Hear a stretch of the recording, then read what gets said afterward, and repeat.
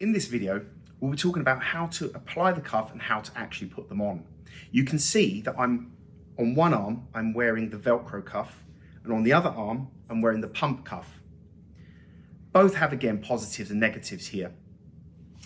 The positive of the Velcro cuff is that it's really easy to put on by yourself. So if you're using it for self-training in the gym, absolutely perfect. These are very easy to put on. Just make sure when you do apply it that you don't over tighten it, and you can actually still get 2 or 3 fingers underneath the cuff.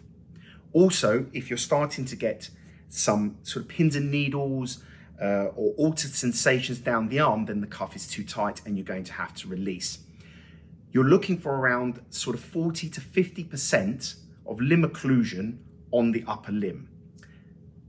Clearly the negative here is I cannot measure the amount of limb occlusion, so you're kind of making it up as you go along. On this arm is the pump cuff. You can see everything is attached. I've made sure that the cuff pump is accessible so I can release and put it on as I need to. The negative here is that this was all put on with the aid of another person off camera.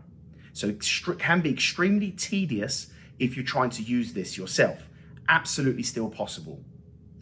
The major positive here is that you can work out the amount of limb occlusion, again, somewhere around 40 to 50% of the upper limb, depending on what your outcome you want to achieve. You may go higher if there's hypertrophy involved.